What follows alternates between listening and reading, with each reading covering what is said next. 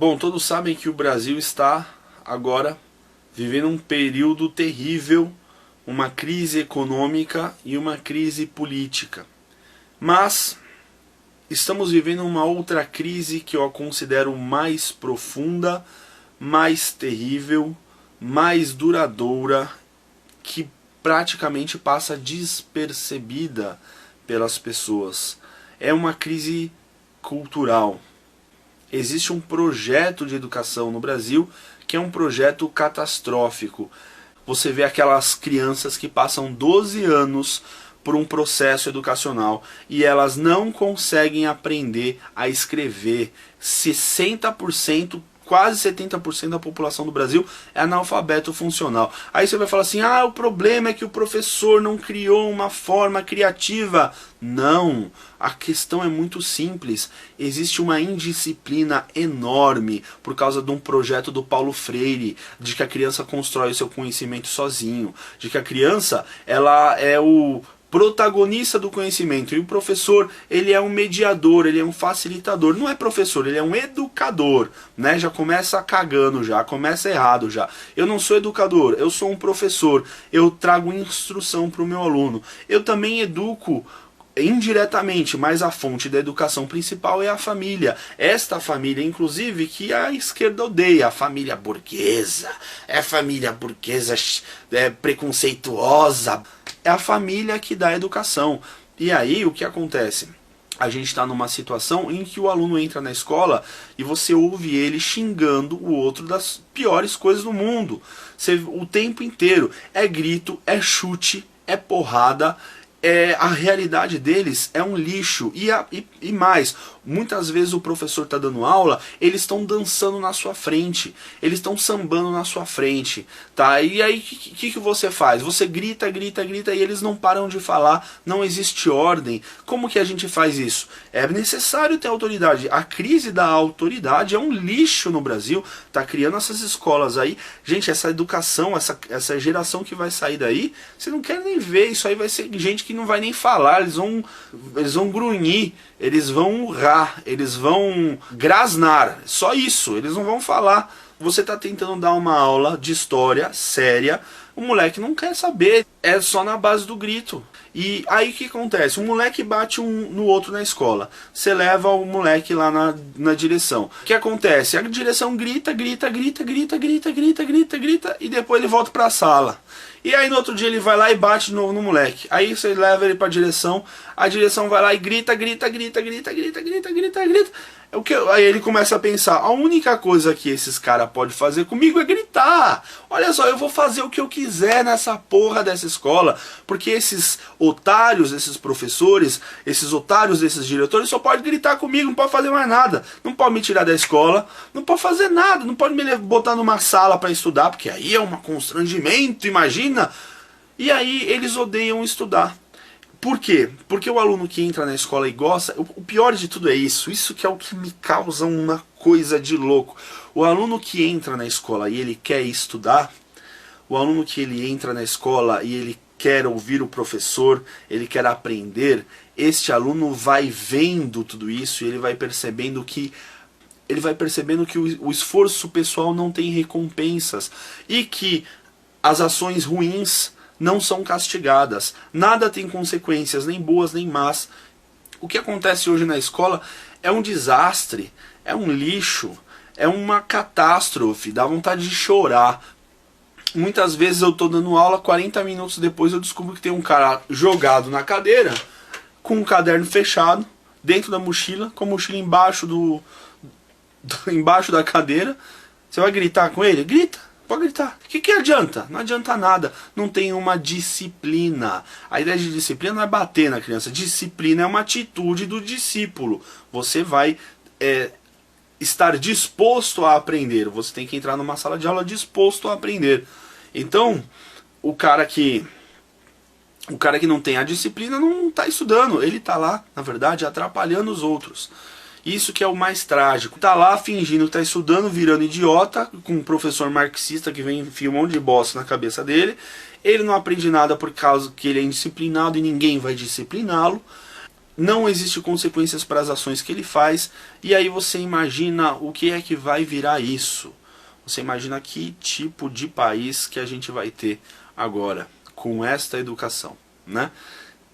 Eu pessoalmente acho que a escola atualmente não cumpre um papel educacional, ao contrário, ela cumpre um papel deseducacional.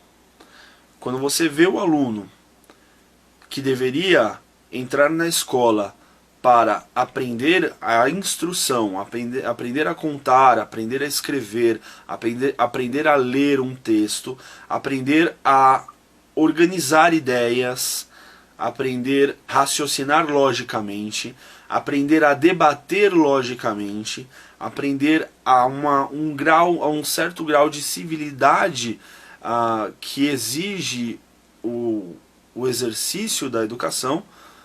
Esse aluno, no entanto, ele entra para se deseducar, ele entra para aprender mais bobagens do que ele já sabia, ele entra para ter uma instrução no lixo cultural, então ele recebe uma avalanche de bobagens.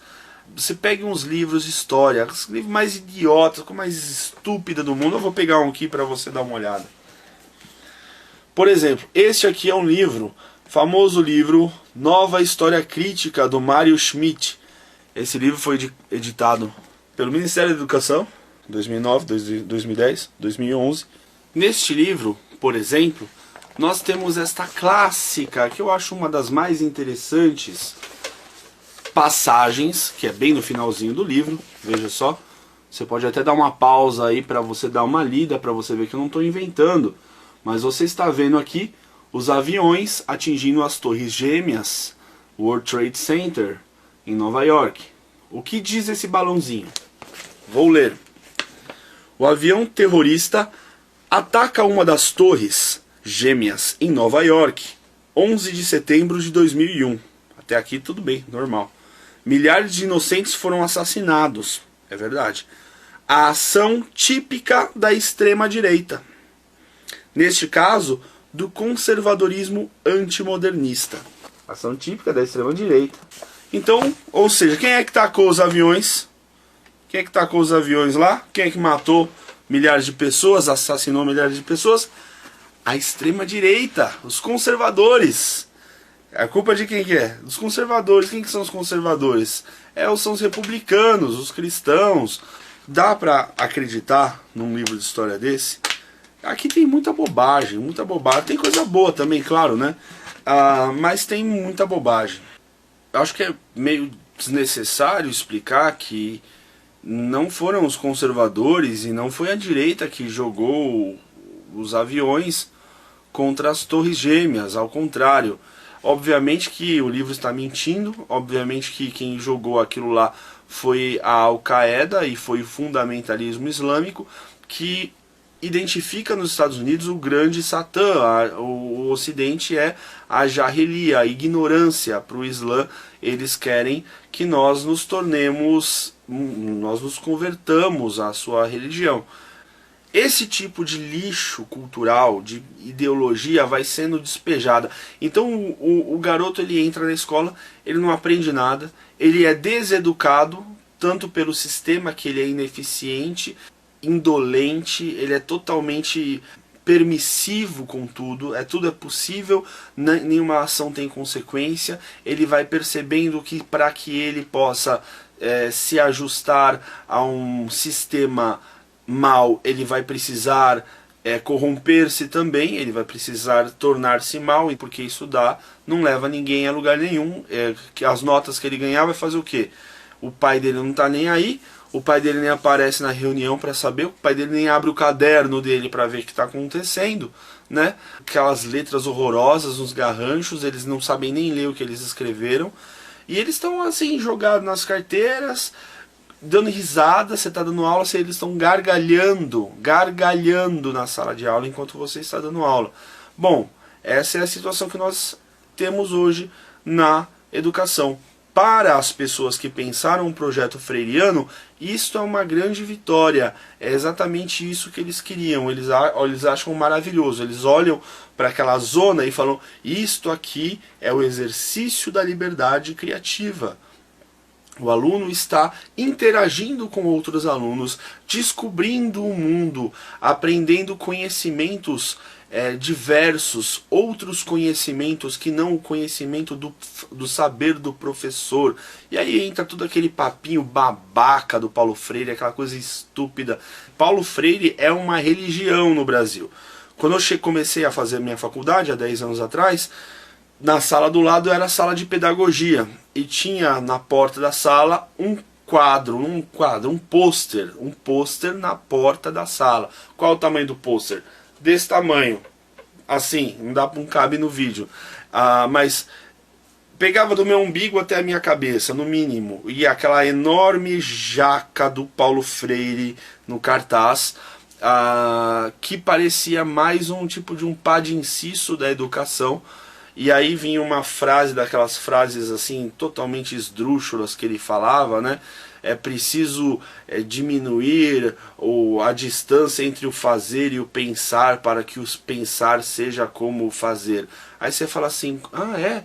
Então quer dizer que você faz uma coisa, pensa outra coisa. Então você diminui a distância entre uma coisa para que o seu pensar seja como o seu fazer, não para que o seu fazer seja como o seu pensar. Você fala: muito bem, Paulo Freire, olha só, você é um gênio. Essas frases malucas que tinha do Paulo Freire, mas tem várias frases dessas que eles... É uma frase meio Tom Zé, sabe essas frases Tom Zé? Tipo meio cabeça, assim. Você fala: nossa, o que será que esse cara fumou quando ele quis dizer alguma coisa?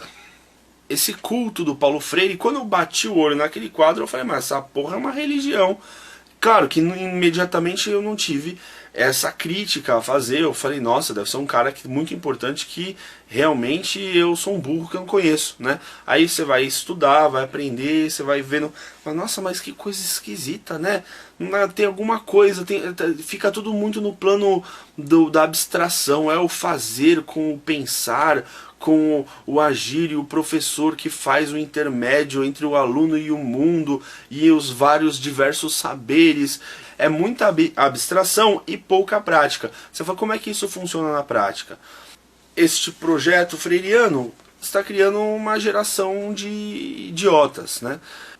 É muito comum, por exemplo, de quando os alunos se manifestam, eles se manifestam todos juntos, todos de uma vez, gritando. Você não consegue ouvir ninguém. Um aluno te chama, você começa a ouvir uma coisa, enquanto ele está falando, o outro grita, e você olha, e aí enquanto este outro está falando, na primeira frase outro grita e interrompe ele, e é o que? É uma completa zona. Você fala: pessoal, vamos fazer ordem, levante a mão para falar, etc, etc. Isso tudo é muito chocante para eles. Eu sou então um professor reacionário, né? Eu sou um professor fascista, que manda o aluno levantar a mão para falar. Então é esse tipo de coisa que eu estou falando, gente. O que a gente precisava? O que a gente precisa mesmo? Agora os professores estão fazendo greve, os professores estão fazendo uma paralisação, e eles querem que essa paralisação vire uma greve, e eles querem pedir o quê? Aumento do salário. Olha, eu não quero aumento do salário, eu quero que exista a disciplina na escola. Como a gente faz isso? O professor precisa de mais autoridade. O professor precisa de ser a autoridade máxima dentro da sua sala. Inclusive para ensinar comunismo. Deixa ele ensinar comunismo quanto ele quiser. Ele é professor, certo? Você vai aprender o comunismo dele. Depois você vai, se você aprender direito, você vai pensar e vai ver que ele está errado, certo? Ou então na própria aula você vai contestar e mostrar para o professor que ele está errado. Claro que ele nunca vai perceber, e se ele perceber ele vai fazer de conta que ele não percebeu, porque a carreira inteira, a vida inteira, o sentido da vida dele está formado em cima do marxismo, e ele não vai abrir mão disso muito facilmente. Mas mesmo que seja para ensinar marxismo, o professor tem que ter autonomia completa dentro de sala de aula e tem que ter autoridade. Se o professor falar: este aluno passa, ele passa. Se ele fala assim: este aluno não passa, ele não passa. Claro, tem o conselho. O conselho de classe é outra empulhação do inferno. O conselho de classe, você tem ali um grupo de pessoas que vai julgar, o conselho é soberano, então vai julgar. Se o aluno ficou de 1, 2 ou 3 matérias, ele pode reprovar. Na prática, como é que acontece? Na prática, se ele ficou de até 3, ele passa, sem perguntar nada para ninguém. Agora, se ele ficou de 4 matérias, vem aquela, olha, o aluno ficou de 4 matérias. É verdade, é verdade. O aluno ficou de 4 matérias, é verdade. Então, né? Como é que faz?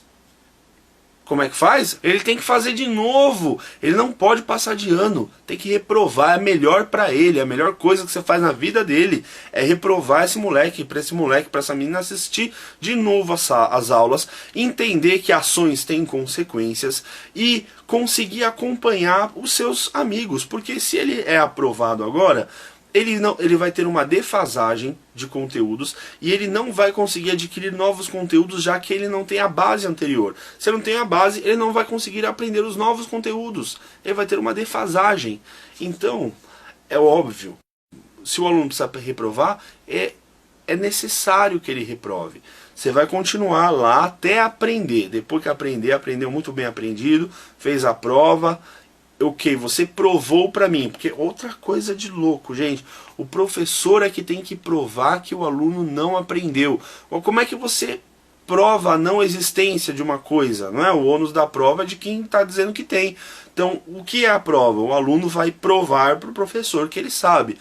O que agora o professor tem que fazer com a prova? Ele tem que provar para o Estado que o aluno não sabe. Como é que o professor faz isso? O professor dá a prova, o aluno entrega a prova em branco. Aí o professor fala aqui, ó, tá a prova. Aí fala, não, mas aqui não tem nada.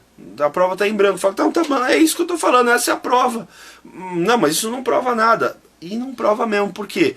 Porque a única coisa que deveria dizer que o aluno deve reprovar é a voz do professor. O professor fala, o aluno deve reprovar. Aí os professores vão discutir isso dentro de um conselho de classe de verdade, não dessa empulhação, porque eles querem passar o aluno, fica naquele papinho assim, né, o aluno tá de 4 matérias, então tem que passar, né? Então quem é que vai mudar a nota? Aí vem um professor lá, paga a nota, muda a nota, o aluno passa.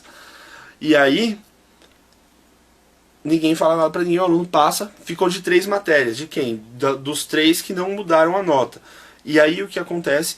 Aí a escola recebe um bônus, o professor recebe um bônus, porque o aluno está melhor. O aluno ganhou, passou de ano. Então o professor vai ganhar dinheiro, né? Então, pessoal, tem que cortar esse bônus. Tem que aumentar o salário. Não precisa aumentar muito não. O que é importante, mais importante de tudo, é que o professor tenha autoridade dentro de sala de aula. Que ele chegue na aula e fale assim, esse aluno aqui sabe matéria, pode passar ele de ano. Esse aluno aqui não sabe a matéria, ele vai ficar. Esse aluno aqui está atrapalhando a aula, ele tem que sair da minha sala. E aí se você tira o aluno para fora da sala, daqui a pouco botam um aluno para dentro da sala, da sua sala de novo. Você fala, mas como assim? Como que eu vou dar aula com ele? Ah, mas aqui fora ele atrapalha. Mas dentro da minha sala ele atrapalha a sala. Como é que eu vou dar aula com ele atrapalhando a sala? Né? Então vejam só, existe um sistema escrotíssimo. Na verdade, chega a ser burro, chega a ser uma ofensa à razão. O sistema educacional é uma ofensa à razão. Porque quem olha e pensa um pouco, sabe que aquilo está totalmente errado, que é necessário uma mudança. E aí o sindicato vai pedir aumento, o sindicato vai botar os professores no caminhão e vai levar lá para fazer uma manifestação que, curiosamente, é no mesmo dia, no mesmo horário e no mesmo local que uma manifestação para defender a Dilma, né? A manifestação do dia 13 de março de 2015, que eu fui convidado. Eu não fui porque eu falei assim, não, eu vou chegar lá com os professores, daqui a pouco os esquerdistas vão olhar para minha cara, vão falar, aquele professor direitista, reacionário, neonazista, vão bater nele. Aí, pô, eu tô ferrado, como é que eu vou falar para eles que eu não sou nazista? Porque para eles, na cabeça deles é assim, eu taquei os aviões na Torre Gêmea, como que eu vou falar que eu não sou, né? Então não dá. O que eu digo para vocês, vamos conscientizar. Pai, você que tem um filho na escola pública, ajude ele, ensine ele. Não deixa ele nas mãos daquele lixo, daquela situação. Principalmente dê a ele ensinamentos morais. E ensinamentos morais não é falação. Ensinamentos morais é com exemplo. Você mostra para ele. Ações têm consequências. Você cagou, você vai limpar.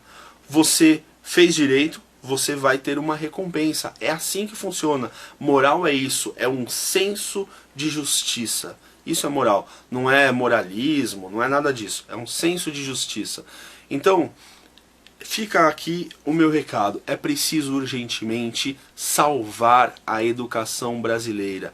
Salvar do marxismo e salvar da leniência, salvar da permissividade, salvar dessa indolência abjeta e estúpida que domina o sistema educacional.